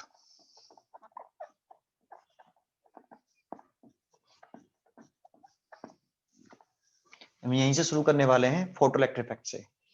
ठीक है, सुनते हैं फोटो इलेक्ट्रिक इफेक्ट के बारे में क्या है सेंटेंस। तो शुरुआत कर रहे हैं, फोटो इलेक्ट्रिक इफेक्ट क्या है, define the photo electric effect. तो हमने कहा भाई कि इसमें ये एक मेटल की बॉडी है, ये मेटल एक बॉडी मेटल है, ये एक, तो ये मेटल है, तो ये मेटल का क्या हो गया सरफेस, तो हम मेटल सरफेस की बात कर रहे हैं। ठीक है, ये पूरी बॉडी मेटल की है और ये मेटल का सरफेस हो गया, मान लो ये सरफेस है मेटल का, तो मेटल सरफेस। जब इस पर एक लाइट कह दो या रेडिएशन भी कह सकते हो, इस पर एक लाइट इंसिडेंट करी या एक रेडिएशन इंसिडेंट किया, है ना, एक लाइट ही कह देता हूं कि एक लाइट इंसिडेंट करी, लेकिन कोई सी भी लाइट नहीं, सूटेबल फ्रीक्वेंसी की। सर ये क्यों कहा सूटेबल फ्रीक्वेंसी की लाइट, और फिर सर हमें कैसे मालूम पड़ेगी कौन सी सूटेबल लाइट फ्रीक्वेंसी की लाइट, कितनी फ्रीक्वेंसी, सूटेबल फ्रीक्वेंसी का मतलब क्या है, और कौन सी लाइट, कौन सी फ्रीक्वेंसी सूटेबल है, हमें कैसे मालूम पड़ेगा। तो देखो अभी इसके बारे में पूरी बात सामने आएगी जब हम पढ़ते चले जाएंगे आगे, बहुत इंपॉर्टेंट वर्ड है ये सूटेबल फ्रीक्वेंसी। लेकिन फिर भी कोई पूछ ले कि कौन सी लाइट फोटो इलेक्ट्रिक इफेक्ट के लिए सूटेबल होती है, तो हम कहेंगे ऐसी लाइट सूटेबल होती हैं जिनकी जो फ्रीक्वेंसी है। अब ये क्यों कह रहे हैं, तो बेटा इन सबका आगे एक स्टेटमेंट निकलेगा, अभी तो सुन लो बस केवल। फ्रीक्वेंसी, कौन सी लाइट जो सूटेबल होती है, हाई फ्रीक्वेंसी की लाइट, जिनकी फ्रीक्वेंसी हाई होती है ना, वो सूटेबल होते हैं, है ना। तो अगर हम इस मेटल के सरफेस पर एक लाइट इंसिडेंट कर रहे हैं, वैसे लिखना चाहिए हमें सूटेबल फ्रीक्वेंसी की लाइट। अब सर सूटेबल अगर कोई पूछ ले कि फोटो इलेक्ट्रिक इफेक्ट के फेनोमेना के लिए कौन सी फ्रीक्वेंसी की लाइट सूटेबल होती है, तो हाई फ्रीक्वेंसी की लाइट सूटेबल होती है। क्यों सर, तो उसका जवाब अब आगे मिलेगा आपको। या फिर आप ये भी कह सकते हो वेवलेंथ कैसी, लो, एक ही बात है ये, या तो फ्रीक्वेंसी हाई बताओ या वेवलेंथ लो, दोनों में से एक ही सेंटेंस बोलना होता है। सर क्यों, तो आपको ने फॉर्मूला पढ़ा होगा, nu is equal to c over lambda. यहाँ न्यू का नाम होता है फ्रीक्वेंसी, हम फ्रीक्वेंसी को ही, यहाँ फ्रीक्वेंसी के सिंबल को हम न्यू से डिनोट करेंगे, ये speed of light in vacuum, और ये वेवलेंथ। आप सोचो अगर वेवलेंथ लो होगी, अगर ये लो है तो देखो ये कम है तो ये हाई होगी, तो ये हाई होगी, अगर ये हाई होगी तो ये लो होगा। इनवर्स रिलेशन है ना फ्रीक्वेंसी और वेवलेंथ में, फ्रीक्वेंसी और वेवलेंथ में कैसा रिलेशन है, इनवर्स रिलेशन। अगर फ्रीक्वेंसी हाई होगी तो वेवलेंथ लो होगी, वेवलेंथ लो होगी तो फ्रीक्वेंसी हाई होगी, तो जो दोनों बात एक ही हैं। आप ये कह दो कि एक लाइट इंसिडेंट कर रहे हैं जिसकी फ्रीक्वेंसी हाई है, आप ये कह दो कि एक लाइट इंसिडेंट कर रहे हैं उसकी वेवलेंथ लो है, एक ही बात है दोनों। ठीक है, ये सूटेबल होती है। देखो इन दोनों में से अगर हम ना लिखें कोई सा भी वर्ड, ये लिखें तो ज्यादा बेटर रहता है, सूटेबल फ्रीक्वेंसी। लेकिन कोई पूछ लेगी कौन सी फ्रीक्वेंसी की लाइट सूटेबल होती है, तो हम कहते हैं हाई फ्रीक्वेंसी की या लो वेवलेंथ की लाइट सूटेबल होती है फोटो इलेक्ट्रिक इफेक्ट के फेनोमेना के लिए। सर ये फोटो इलेक्ट्रिक इफेक्ट का फेनोमेना होता क्या है, तो बात शुरुआत कर रहे हैं आगे कि एक मेटल के सरफेस पर, इंपॉर्टेंट है मेटल बोलना बहुत जरूरी, ऐसा नहीं कि किसी भी सरफेस पर तुम लाइट इंसिडेंट कर दो, मेटल सरफेस होना चाहिए। ठीक है, मेटल के सरफेस पर अगर हम एक सूटेबल फ्रीक्वेंसी की लाइट इंसिडेंट करते हैं तो मेटल के सरफेस से इलेक्ट्रॉन निकलते हैं। ये इलेक्ट्रॉन कहां से निकला, इस मेटल के सरफेस से निकला। जैसे ही हमने एक सूटेबल फ्रीक्वेंसी की लाइट मेटल के सरफेस पर इंसिडेंट करी तो मेटल के सरफेस से इलेक्ट्रॉन इजेक्ट होते हैं। ये इजेक्टेड इलेक्ट्रॉन कहां से इजेक्ट हुए, मेटल के सरफेस से। कब हुए, जब हमने इस मेटल के सरफेस पर एक सूटेबल फ्रीक्वेंसी की लाइट डाले। ऐसा नहीं कि कोई सी भी लाइट डाल दोगे और इलेक्ट्रॉन निकले आएंगे, ऐसा नहीं है। और इतना भी नहीं केवल हाई फ्रिक्वेंसी की लाइट डाल देंगे तो निकले आएंगे, लेकिन सुटेबल है ये मोस्टली केसेस में, हाई फ्रिक्वेंसी की ज्यादा सुटेबल होती है इलेक्ट्रॉन इंजेक्ट करने के लिए। फिर सर और भी कंडीशंस आएंगी, बहुत सारी कंडीशन लगेंगी, बहुत सारी पाबंदियां लगेंगी, वो हम पढ़ेंगे आगे। अभी तो फिलहाल डेफिनेशन दे रहे हैं कि what is the photoelectric effect. तो हम कह रहे हैं कि जब किसी मेटल के सरफेस पर हम सूटेबल फ्रीक्वेंसी की लाइट इंसिडेंट करते हैं तो उस मेटालिक सरफेस से इलेक्ट्रॉन इजेक्ट होने लगते हैं, और लाइट के इंसिडेंट करने से इलेक्ट्रॉन के इजेक्ट होने के इस फिनोमेना को हम क्या बोलते हैं? Photo electric effect. नाम रखा हमने क्या? Photo electric effect. Photo electric effect एक ऐसा फिनोमेना है जिसमें किसी मेटल के सरफेस पर हम सूटेबल फ्रीक्वेंसी की एक लाइट इंसिडेंट करें तो उस मेटल के सरफेस से क्या निकलने लगे? इलेक्ट्रॉन इजेक्ट होने लगे। तो इस फिनोमेना को हम बोलते हैं फोटो इलेक्ट्रिक इफेक्ट।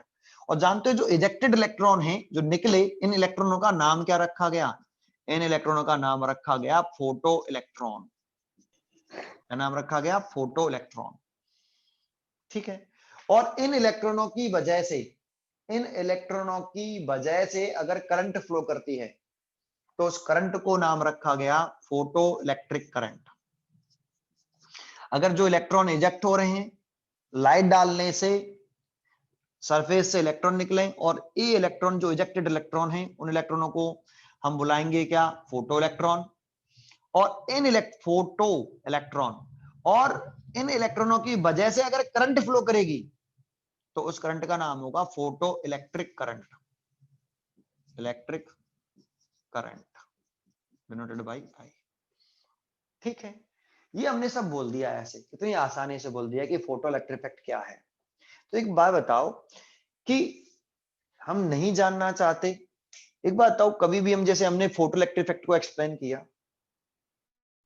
तो एक्सप्लेनेशन देने से पहले एक बात बताओ कि सीधा ये स्टेटमेंट आ गया होगा, ये थॉट भी आया होगा, दिमाग में आया होगा, तो कोई रिसर्च एक्सपेरिमेंट कुछ तो किया होगा, कुछ सोचा तो होगा, कुछ इसकी हिस्ट्री तो होगी कि सीधे कह दिया कि लाइट डालेंगे, वो भी तुरंत सीधा बोल दिया, सूटेबल फ्रीक्वेंसी क्यों बोली और इलेक्ट्रॉन निकलने लगे।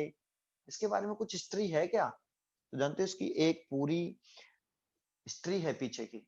इसको जानना चाहते हैं कि ऐसा सेंटेंस क्यों बोला, तो इसकी हिस्ट्री पढ़नी पड़ेगी हमें, है ना। और वो कैसी है? एक्सपेरिमेंटल बेस्ड है। उसमें इंपॉर्टेंट क्या है? एक्सपेरिमेंट ही इंपॉर्टेंट है। तो क्या स्टार्ट हुआ, कहां से स्टार्ट हुआ, इसको जानना चाहते हैं कि ऐसे कैसे डिफाइन कर दिया इसको, ऐसा क्यों हुआ। तो इसको धीरे धीरे हम पढ़ेंगे कि सूटेबल फ्रीक्वेंसी का मतलब क्या है, ये क्यों बोला, और लाइट डालने से इलेक्ट्रॉन कैसे निकल जाएंगे सरफेस से, और इस फिनोमेना को इस तरह से क्यों बोला गया है। तो इसकी पूरी एक हिस्ट्री है। ये स्टार्ट हुई हर्ट्ज से। कहां से? एक साइंटिस्ट था हर्ट्ज, यहां से स्टार्ट हुआ, हर्ट्ज के। इन्होंने, ये जानते हो एक साइंटिस्ट था ये हर्ट्ज, ये ट्यूब्स बनाता था, ग्लास ट्यूब्स। साइंटिस्ट तो है ही है, ग्लास ट्यूब्स का काम था इसका, मतलब ग्लास ट्यूब्स डिजाइन करता था ये। आपने सुना हो glass tube, cathode tube, anode tube, chemistry में पढ़ा होंगे आपने। देखो ऐसे ट्यूब देखी भी होंगी आपने केमिस्ट्री में, कि ऐसे एक ग्लास ट्यूब ले ली उसने कांच की, ये,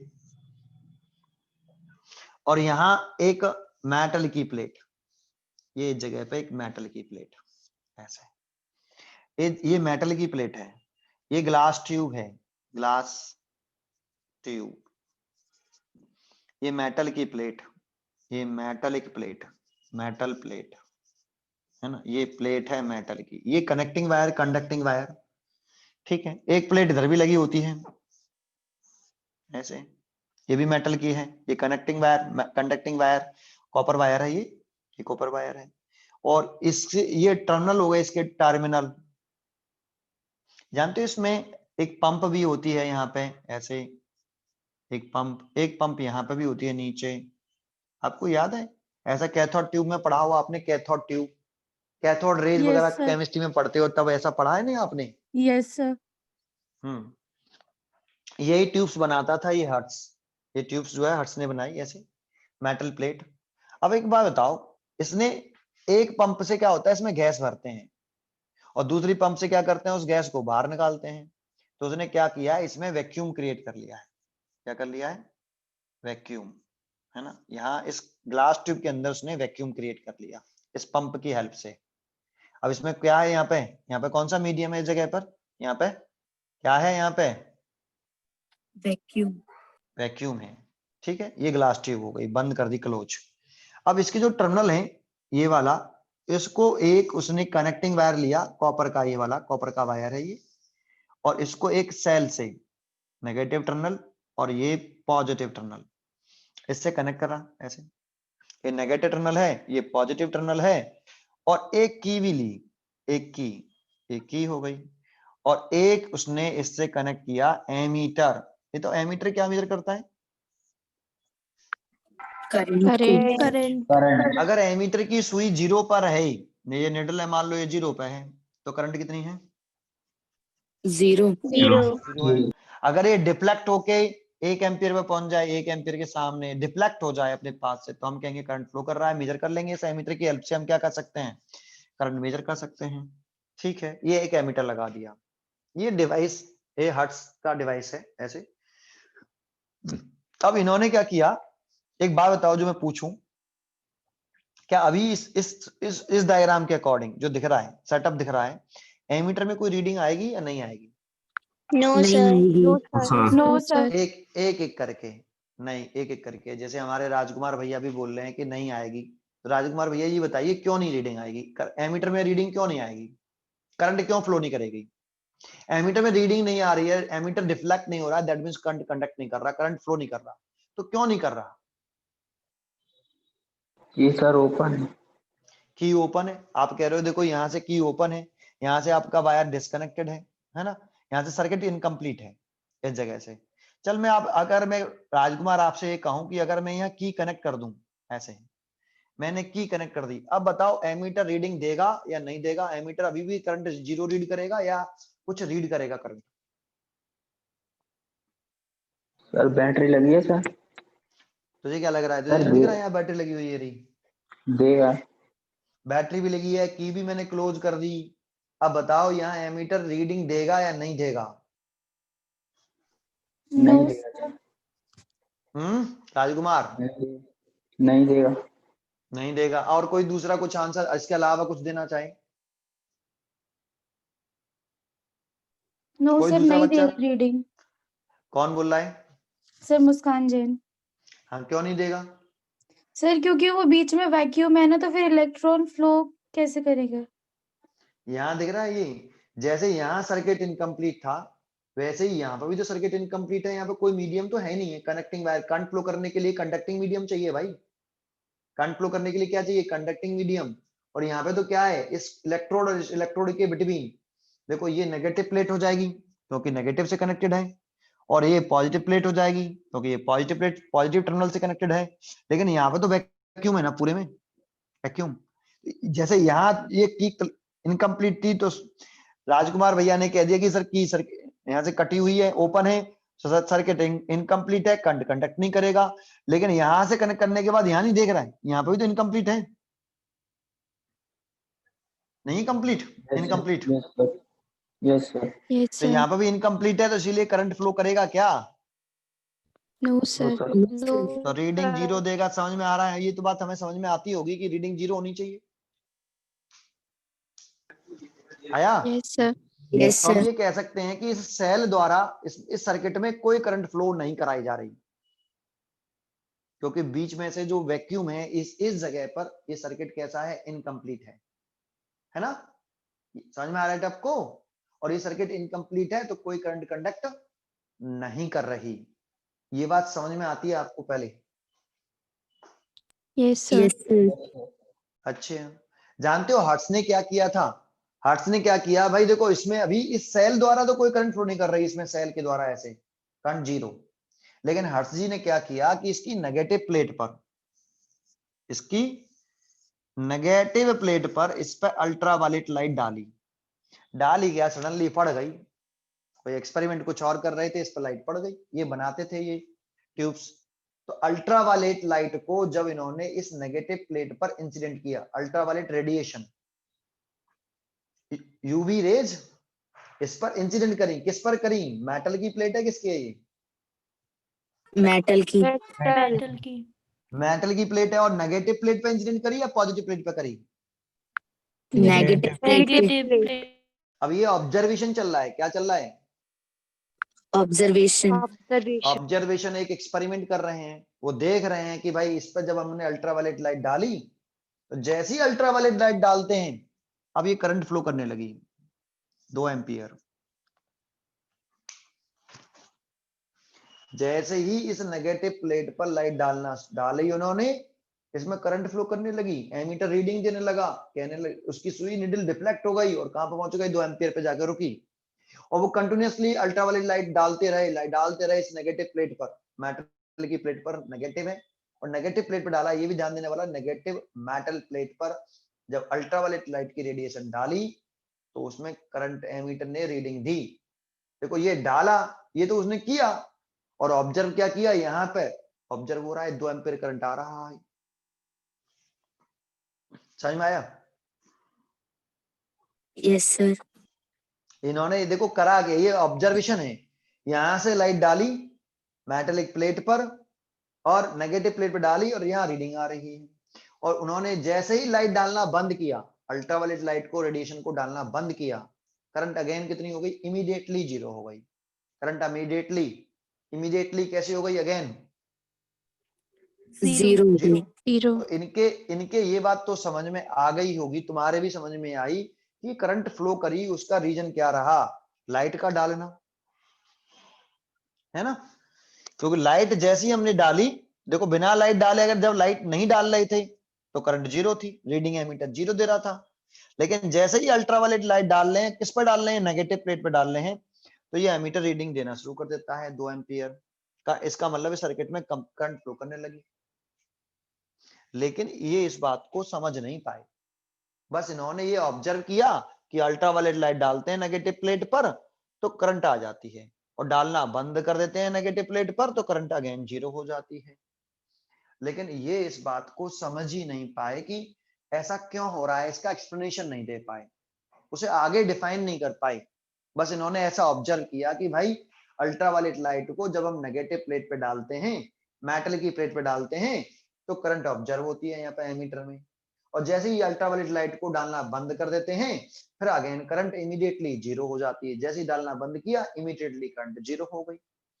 लेकिन हर्ट्ज जो थे वो इस बात को एक्सप्लेन नहीं कर पाए, आगे समझा नहीं पाए, कुछ भी बता नहीं पाए इससे आगे कि ऐसा क्यों हो रहा है उस समय।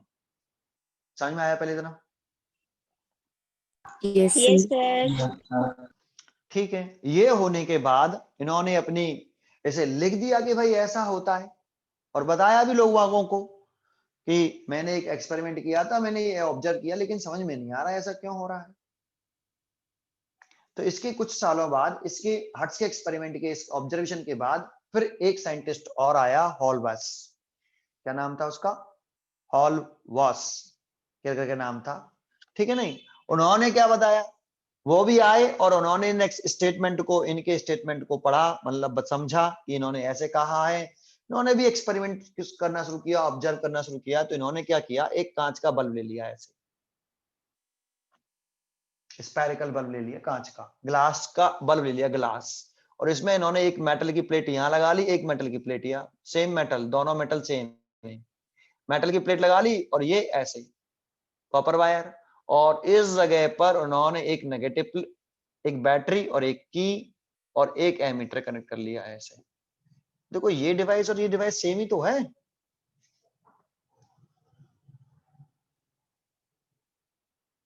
हाँ, अरे यस सेम ही सर। तो है। अरे ग्लास ट्यूब की शेप बदल दी उन्होंने, स्पेरिकल शेप का कर लिया इधर। ये भी मेटल की प्लेट है, ये भी मेटल की प्लेट है, तो ये कौन सा हो गया? ये कैथोड हो गया, नेगेटिव प्लेट है, ये वाला पॉजिटिव हो जाएगा, कनेक्ट कर देंगे, करंट फ्लो करेगी बैटरी से। क्या भी वैक्यूम क्रिएट कर लिया बीच में? No sir. तो बिल्कुल सेम डिवाइस है ऐसा। अब इन्होंने क्या ऑब्जर्वेशन किया, ऑलवेज साइंटिस्ट ने, उन्होंने कहा देखो इन्होंने क्या ऑब्जर्वेशन कर रहे हैं, ये कर क्या रहे हैं। तो इन्होंने इस पर अल्ट्रावायलेट लाइट डाली, यूवी रेज। किस पर डाली है, इस पर ध्यान दो, किस पर डाली है? नेगेटिव मेटल प्लेट पे। नेगेटिव मेटेलिक प्लेट पर उन्होंने अल्ट्रावायलेट लाइट डाली, तो उन्होंने क्या देखा, उन्होंने ऑब्जर्व क्या किया, देखो ये लाइट डाल रहा है और ऑब्जर्व करेगा इस एमीटर में, तो उन्होंने देखा कि एमीटर लाइट डालते ही, पहले जब लाइट नहीं डाले तो करंट 0 थी, जैसे ही लाइट डाली करंट फ्लो करने लगी 2 एम्पियर। सर ये तो इन्होंने भी ऑब्जर्व कर लिया, तो ये दोबारा से करके देखेंगे ना, ये थोड़ा ही कि उन्होंने करा कि अब मैं करूंगा नहीं, उन्होंने दोबारा से करके देखा, अल्ट्रावायलेट लाइट डाली नेगेटिव प्लेट पर, 2 एम्पियर की करंट इन्होंने ऑब्जर्व करी। फिर उन्होंने क्या करा कि अल्ट्रावायलेट लाइट को डालना सडनली बंद कर दिया, एकदम बंद कर दिया, सडनली, अचानक। तो जैसे ही अल्ट्रावायलेट लाइट डालना बंद करी, सडनली करंट भी इमीडिएटली करंट कितनी हो गई, 0। ये नेगेटिव प्लेट, ये पॉजिटिव प्लेट, जैसे ही इन्होंने अल्ट्रावायलेट लाइट डालना बंद करी, इमीडिएटली करंट 0 हो गई। तो ये तो इन्होंने भी किया था। अब तीसरा ऑब्जर्वेशन इन्होंने क्या किया, थर्ड ऑब्जर्वेशन, ये ऑब्जर्वेशन चल रहे हैं इसके, ये नेगेटिव प्लेट और ये वाली पॉजिटिव प्लेट, यहां से ऐसे, ये नेगेटिव और ये पॉजिटिव, ऐसे, ये प्लस ये माइनस, ठीक है। अब उन्होंने एमीटर लगा लिया, यहाँ पे थर्ड ऑब्जर्वेशन की तरफ चल रहे हैं। इन्होंने अब यही अल्ट्रावायलेट लाइट किस पर डाली, पॉजिटिव प्लेट पर। अभी तक पॉजिटिव प्लेट पर उन्होंने नहीं डाली थी, इन्होंने डाली मेटल की पॉजिटिव प्लेट पर, दिख रहा है, ये वाली मेटल प्लेट और ये वाली मेटल प्लेट बिल्कुल सेम मटेरियल की बनी है, इसीलिए इंपॉर्टेंट है नेगेटिव प्लेट पे ध्यान दो कि नेगेटिव प्लेट पे लाइट डाली है ना, मेटल की प्लेट तो है ही है, अल्ट्रावायलेट लाइट डाल रहा है तो वो देख रहा है कि कोई करंट नहीं है, करंट 0। देखो नेगेटिव प्लेट पर लाइट डाल रहे हैं तो करंट है, पॉजिटिव प्लेट पर डाल रहे हैं या तो करंट 0 है या बहुत ही छोटी है, बहुत करंट छोटी है, I बराबर 0.001 एम्पियर, जिसे कौन डिटेक्ट कर ही नहीं पा रहा, कौन पकड़ ही नहीं पा रहा, एमीटर। इतना करंट छोटा है जिसे एमीटर पकड़ ही नहीं पा रहा, उसकी निडल 0 पे दिखाई दे रही है, बहुत ही छोटी करंट फ्लो करती है, वेरी स्मॉल करंट फ्लो करेगी या करेगी नहीं। जब हम अल्ट्रावायलेट लाइट को किस पर इंसिडेंट करेंगे, पॉजिटिव प्लेट पर। जैसे बिल्कुल एक बार बताओ, आपके पास जो है तराजू होता है मेजर करने के लिए, मास सेब खरीदने जाते हो, तराजू, इलेक्ट्रॉनिक तराजू देखा हुआ आपने, मैं अपना बाल उखाड़ के एक उस तराजू पर रख दूं तो क्या वो मेजर कर लेगा, उसको रीडिंग आ जाएगी? No sir. बताओ नो सर। क्यों नहीं आ रही, वो तराजू से क्यों मेजर नहीं कर पा रहा है? उसका वेट बहुत कम है, बहुत छोटा उसकी है। सेंसिटिविटी कम है, वो लेस सेंसिटिव डिवाइस है ना, सेंसिटिविटी कम है उसकी। और हमारा जो बाल का मास है वो बहुत ही नेग्लिजिबल मास है, उसको वो मेजर नहीं कर पा रहा है, कोई रीडिंग देगा ही नहीं, 0 पे था 0 पे ही रहेगा, रहेगा ही नहीं रहेगा, बताओ। Yes sir. Yes sir. ऐसे ही जो इसमें जब इसमें पॉजिटिव अल्ट्रावायलेट लाइट इस पॉजिटिव प्लेट पर डालते हैं तो करंट बहुत ही छोटी होती है, या तो बहुत छोटी होगी या फिर 0 ही रहेगी, तो एमीटर का जो निडल है वो 0 पे ही अटकी रहेगी, वो बढ़ेगी नहीं, क्योंकि तो उसको मेजर नहीं कर पा रही। आ रहा है? अरे आया? Yes Yes, sir. sir. तो हम यही कह देते हैं। तो लेकिन एक अजीब सी बात नहीं देख रहे हो आप इस एक्सपेरिमेंट, इस ऑब्जर्वेशन में? क्या ऑब्जर्वेशन में क्या बात अजीब दिख रही है कि देखो ये वाली मेटल प्लेट और ये वाली मेटल प्लेट सेम मटेरियल की है, अल्ट्रावायलेट लाइट डाल रहे हैं तो करंट फ्लो कर रही है एमीटर में, नेगेटिव प्लेट पर डाल रहे हैं, नेगेटिव पर लाइट डालना बंद कर देते हैं, इमीडिएटली करंट 0 हो जाती है। और अल्ट्रावायलेट लाइट को पॉजिटिव मेटेलिक प्लेट पर डाला जाता है तो एमीटर में कोई करंट फ्लो नहीं करती, और करती है तो इतनी स्मॉल करती है जिसका कोई प्रैक्टिकल यूज होता ही नहीं है, प्रैक्टिकली कोई यूज नहीं होता उस करंट का, हम 0 ही मान लेते हैं, तो कोई करंट फ्लो नहीं कर रही। तो ये 3 ऑब्जर्वेशन किसने किए? हॉलवेस साइंटिस्ट ने किए, लेकिन वो भी इसका मतलब नहीं समझ पाया, बड़ा अजीब सा दिखा। तो एक ये ऑब्जर्वेशन नया था कि नहीं? Yes sir. Yes sir. लेकिन ये भी इसका एक्सप्लेनेशन नहीं दे पाया, समझा नहीं पाया कि ये ऐसा क्यों हो रहा है। पर सबको इन दोनों को और या हमें भी जैसे हम अभी पढ़ रहे हैं इस ऑब्जर्वेशन को, तो हमें भी ये बात समझ में आ रही है कि करंट जनरेट हुई है वो लाइट डालने की वजह से हुई है। लाइट डाल रहे हैं करंट फ्लो कर रही है, लाइट नहीं डाल रहे करंट जीरो हो गई। लेकिन ये वाली बात समझ में नहीं आई कि अल्ट्रावायलेट लाइट डाली थी, मेटल प्लेट पे डाली थी, लेकिन करंट फिर भी जीरो है या बहुत कम है, जिसका प्रैक्टिकली कोई यूज नहीं हो पा रहा है। तो ये बात समझ में नहीं आई, हॉलवेज जी को ये बात समझ में नहीं आई। फिर इसके बाद साइंटिस्ट आया कौन, हर्ट्स आ गए, हॉलवेज जी ने ये किया लेकिन ये भी समझा नहीं पाए। बीच में एक साइंटिस्ट आया जे थॉमसन। कौन आया? J Thomson. आपने जे थॉमसन का नाम सुना हुआ। इन्होंने क्या डिस्कवरी करी थी? इलेक्ट्रॉन की डिस्कवरी इन्होंने तो करी थी। Yes, sir. Structure of Yes, atom sir. में सबसे पहले डाल्टन का मॉडल आया था स्ट्रक्चर ऑफ एटम में, फिर थॉमसन मॉडल आया था, फिर रदरफोर्ड मॉडल आया, फिर बोर मॉडल आया। तो जे थॉमसन ने ही तो पहली बार सबसे पहले इलेक्ट्रॉन के बारे में बताया था। मालूम है आपको? Yes sir. Yes sir. तो इलेक्ट्रॉन की डिस्कवरी जे थॉमसन जी ने करी थी। तो इन्होंने कहा कि भाई मेरे को लगता है कि अल्ट्रावायलेट लाइट डालने से मेटल के सरफेस से इलेक्ट्रॉन निकलते होंगे। क्या निकलते होंगे? इलेक्ट्रॉन। लेकिन ये नहीं समझा पाए कि लाइट डालने से इलेक्ट्रॉन कैसे निकलेंगे। भाई क्यों निकलेंगे लाइट डालने से इलेक्ट्रॉन? अंदर की कहानी क्या थी? लाइट डालेंगे तो इलेक्ट्रॉन निकलेंगे कैसे और क्यों निकलेंगे? क्या रीजन रहा हुआ इलेक्ट्रॉन निकलने का? ये इसे एक्सप्लेन नहीं कर पाए और ये इस पूरी बात को भी नहीं समझा पाए। बस इन्होंने तो ऐसे चलते फिरते बोल दिया कि मेरे हिसाब से लाइट डालने से मेटल के सरफेस से इलेक्ट्रॉन निकलने चाहिए। लेकिन ये खुद भी इस बात को समझ नहीं पा रहे थे कि ऐसा क्यों हो रहा है। ठीक है, बस केवल एक सेंटेंस बोलने से एक्सप्लेनेशन थोड़ी हो जाएगा। समझ में आया आपको यहां तक? पहले इतना समझ में आया? Yes sir. ये मैं हिस्ट्री बता रहा हूं आपको, हिस्ट्री आपकी किताब में भी लिखी हुई है, हिस्ट्री है ये। ठीक है, फिर इसके बाद कौन आए? इसके बाद आए लेनार्ड और मिल्कन। ये दो साइंटिस्ट हैं, लेनार्ड एंड मिल्कन। इन्होंने एक्सपेरिमेंट किए, इन्होंने बहुत सारे एक्सपेरिमेंट किए हैं और एक्सपेरिमेंट करके इन सबको समझाया कि ऐसे क्यों हो रहा है। लेनार्ड और मिल्कन ने अपने एक्सपेरिमेंट से समझाया कि ऐसा सब ये क्यों हो रहा है, इस सब को समझाया और फोटो इलेक्ट्रिक इफेक्ट की डेफिनेशन दी। किन्होंने? लेनार्ड एंड मिल्कन ने। और 5 लॉ बनाए किसके?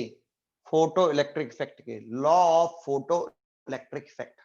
लेकिन जानते हो इनकी जो जितने भी स्टेटमेंट थे, जैसे फोटो इलेक्ट्रिक इफेक्ट की डेफिनेशन हुई है ना, और law of photo electric effect हुए, ये सारे क्या थे?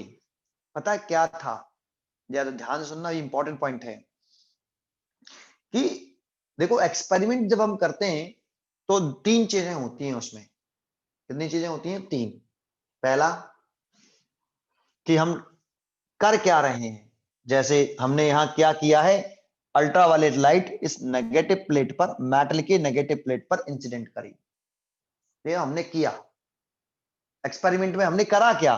तो हमने अल्ट्रावायलेट लाइट को इस मेटल की नेगेटिव प्लेट पर इंसिडेंट किया।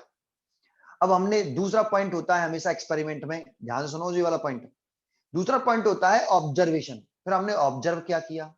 तो देखो हमने करा क्या, हमने किया तो हमने किया अल्ट्रावायलेट लाइट को नेगेटिव प्लेट पर इंसिडेंट किया। और ऑब्जर्व क्या किया? इसका रिजल्ट क्या आया? इसका रिजल्ट आया कि इसमें करंट फ्लो करने लगी। तीसरा पॉइंट होता है कि उसका मतलब निकालना कि अल्ट्रावायलेट लाइट डालने से करंट क्यों फ्लो करी, उसका रीजन ढूंढना। देखो ऑब्जर्व तो इसमें, ऑब्जर्वेशन में तो हमें यही दिखेगा। अब ये थोड़ी कि ये एपिटस निकल के हमें बताएगा कि भाई इसका रीजन ये है, उसका तो मतलब हमें अपने आप ही निकालना पड़ेगा, है ना। तो एक्सपेरिमेंट में इन्होंने, लेनार्ड मिल्कन ने एक्सपेरिमेंट में ये क्या करा, लाइट डाली। लाइट डालने के बाद ये ऑब्जर्वेशन आया, फिर इनके मीनिंग निकाले। क्या करे? इनके मतलब निकाले कि भाई हम लाइट डालेंगे, ये ऑब्जर्व हो रहा है, करंट इतनी आ रही है और इसका रीजन ही ढूंढेंगे। रीजन कैसे ढूंढेंगे सर? रीजन ढूंढेंगे, सोचेंगे कि भाई अल्ट्रावायलेट डालने से ऐसे ऐसे हुआ होगा, इसकी वजह से करंट फ्लो कर रही है, रीजन देंगे।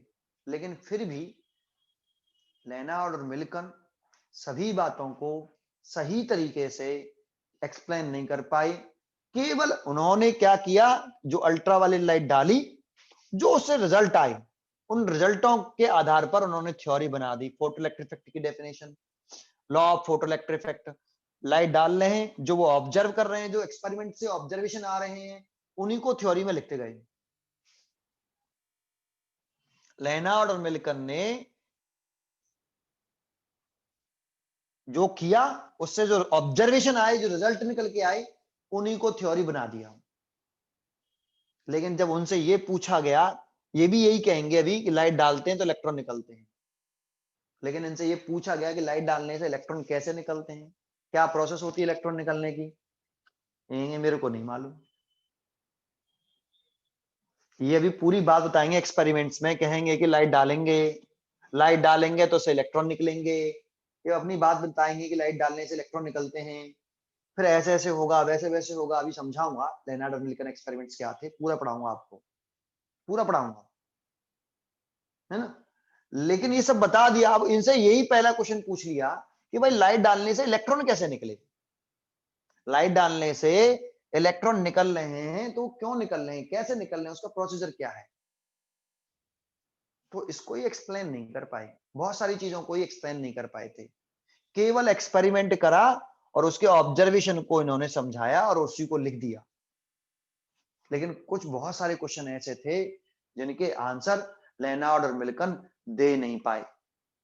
फिर कौन आया? आइंस्टाइन साइंटिस्ट आया।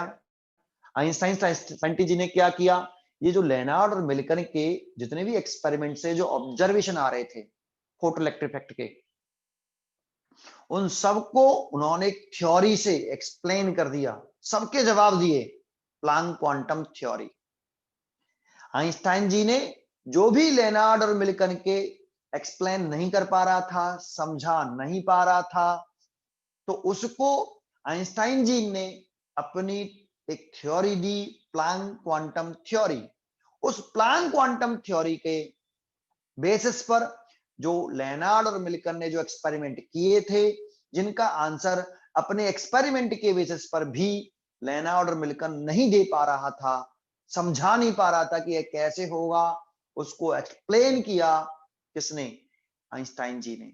और वो थ्योरी का नाम था प्लैंक क्वांटम थ्योरी। तो देखो, पहले हम क्या पढ़ेंगे कि लेनार्ड और मिल्टन ने कौन से एक्सपेरिमेंट किए थे, क्या क्या बताया था लेनार्ड और मिल्टन ने, ये हम पहले पढ़ेंगे। पहली इतनी बात समझ में आई? पहले आपको कहानी सुनाई दे रही, कहानी से सुना रहा हूं, आपको समझ में आ रहा है? Yes sir. Yes, तो चलो शुरुआत करते हैं लेनार्ड और मिल्टन के छोटे से एक्सपेरिमेंट से। जानते हो कितने एक्सपेरिमेंट हैं? पूरे 9 एक्सपेरिमेंट हैं। जो 9 बहुत ज्यादा एक्सपेरिमेंट है, उन सबको 2 दिन में सीखेंगे हम, एक दिन में नहीं पढ़ सकते, 2 दिन में। कल पढ़ेंगे।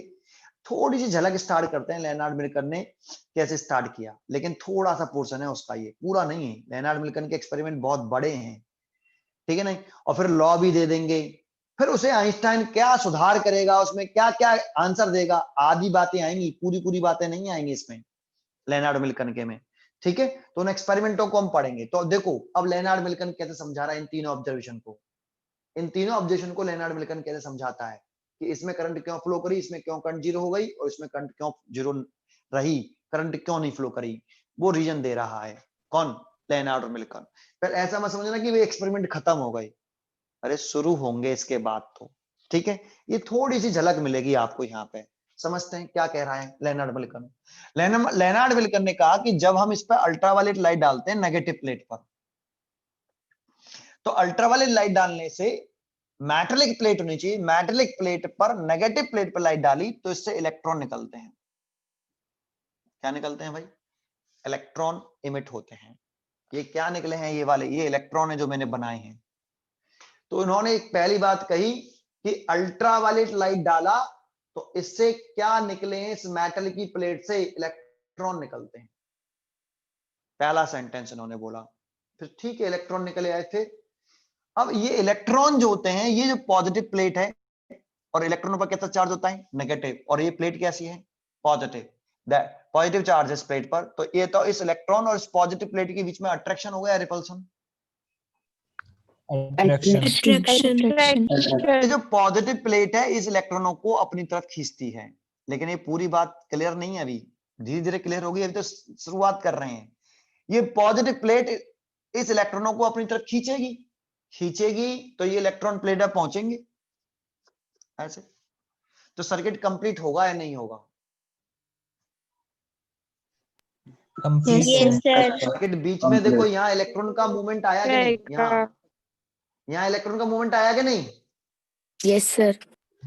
बच्चे सोचते हैं कि अगर सर ऐसे ही इस प्लेट में से इलेक्ट्रॉन निकलते रहे, अगर ऐसे ही इसमें से इलेक्ट्रॉन निकलते रहे इस प्लेट में, तो ये प्लेट खाली हो जाएगी, इलेक्ट्रॉन रहेंगे नहीं इसके अंदर, ऐसा हुआ क्या? तो जानते हो क्या होता है, ये इलेक्ट्रॉन इसमें जाता है, तो जैसे इसके अंदर एंटर करता है यहां से एक इलेक्ट्रॉन इसमें आ जाता है। देखो इलेक्ट्रॉन का सर्कल ऐसे बनता है, इलेक्ट्रॉन ऐसे चलते रहते हैं, इलेक्ट्रॉन ऐसे, ये इलेक्ट्रॉन इसमें शिफ्ट होते चले जाएंगे सारे इलेक्ट्रॉन, ये ऐसे,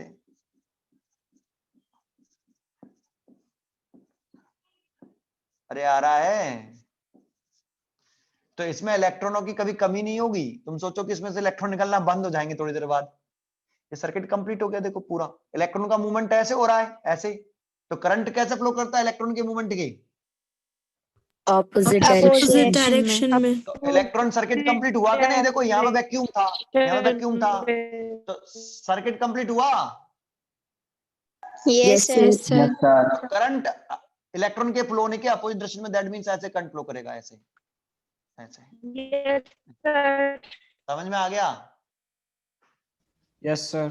Yes, sir. जैसे ही हम लाइट डालना बंद करते हैं, तो इमीडिएटली जैसे ही अल्ट्रावायलेट लाइट डालना बंद करी, इमीडिएटली इलेक्ट्रॉन का निकलना बंद हो गया। अब इलेक्ट्रॉन नहीं निकलेंगे, और इलेक्ट्रॉन निकलना बंद हो गया, सर्किट द्वारा से क्या हो गया, इनकम्प्लीट। करंट कितनी हो गई? तुरंत इमीडिएटली 0 हो गई। भाई ये इलेक्ट्रॉन निकले कब थे? जब अल्ट्रावायलेट लाइट डाल रहे थे, तो इस मेटल से इलेक्ट्रॉन निकलने लगे और सर्किट कंप्लीट हो गया। यहां से सर्किट कंप्लीट हो गया तो करंट जनरेट होने गई, करंट फ्लो करने लगी। लेकिन जैसे ही अल्ट्रावायलेट लाइट डालना बंद करते हैं, इमीडिएटली इलेक्ट्रॉन निकलना भी बंद हो जाता है और करंट भी 0 हो जाता है। जब इलेक्ट्रॉन निकलना बंद हो गया तो सर्किट यहां से द्वारा से इनकम्प्लीट हो गया इस जगह से, और सर्किट इनकम्प्लीट हुआ, अगेन करंट कितनी हो गई? 0। ये दूसरा एक्सप्लेनेशन दिया। अब अच्छा इसमें देना सर, तो इसमें कैसे दिया उन्होंने एक्सप्लेनेशन? उन्होंने कहा कि भाई अल्ट्रावायलेट लाइट डालते हैं इस मेटलिक प्लेट पर, पॉजिटिव प्लेट पर, तो इलेक्ट्रॉन निकलेंगे नहीं निकलेंगे? Yes, sir. निकलेंगे। इलेक्ट्रॉन तो निकलते हैं, ऐसा नहीं कि इलेक्ट्रॉन नहीं निकलते हैं, इलेक्ट्रॉन तो निकलते हैं। लाइट डालोगे, मेटल प्लेट है तो इलेक्ट्रॉन निकलेंगे।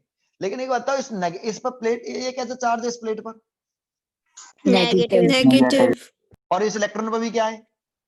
Negative. तो ये जो दूसरी जो प्लेट है, ये नेगेटिव प्लेट है, वो इन इलेक्ट्रॉनों को क्या करती है? रिपेल या अट्रैक्ट? Repel. और रिपेल, तो ये इलेक्ट्रॉन प्लेट तक नहीं पहुंच पाते। क्यों नहीं पहुंच पाते, समझ में आया? Yes, sir. क्योंकि ये नेगेटिव प्लेट इन इलेक्ट्रॉनों को रिपेल कर देती होगी और प्लेट तक नहीं पहुंच पाएंगे, और सर्किट कैसा रह जाएगा फिर द्वारा से? Incomplete.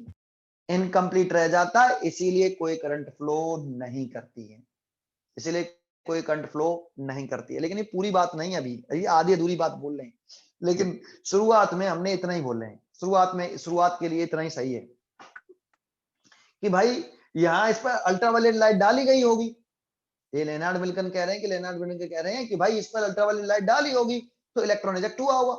लेकिन इलेक्ट्रॉन पर नेगेटिव चार्ज होता है और इस प्लेट पर भी क्या है? नेगेटिव चार्ज है। तो ये प्लेट इन इलेक्ट्रॉनों को क्या करती रहेगी? रिपेल। इन इलेक्ट्रॉनों को क्या करेगी? रिपेल करेगी। इन इलेक्ट्रॉनों को क्या करेगी? Repel करेगी। और जिसकी वजह से ये प्लेट पर इलेक्ट्रॉन पहुंच नहीं पाए होंगे, इस नेगेटिव प्लेट पे पहुंच नहीं पाए होंगे। सर्किट कैसा रह गया? इनकम्प्लीट या कंप्लीट? Incomplete. कोई करंट फ्लो नहीं कर रही, इसीलिए कोई करंट फ्लो नहीं कर रही। इन्होंने ऐसा एक्सप्लेनेशन दिया, लेकिन ये आप पूरा नहीं है, अभी एक्सप्लेनेशन देंगे बेटा आगे। लेकिन शुरुआत की जानकारी समझ में आई पहले थोड़ी सी? Yes, Yes, sir. तो एक क्वेश्चन का जवाब दोगे? Yes, sir.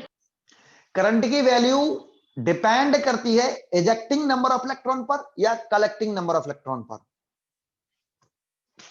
collecting Correct. number of electrons. Current की जो वैल्यू है, जो करंट फ्लो करना या ना करना, डिपेंड करता है इजेक्टेड नंबर ऑफ इलेक्ट्रॉन्स पर या कलेक्टेड नंबर ऑफ इलेक्ट्रॉन पर?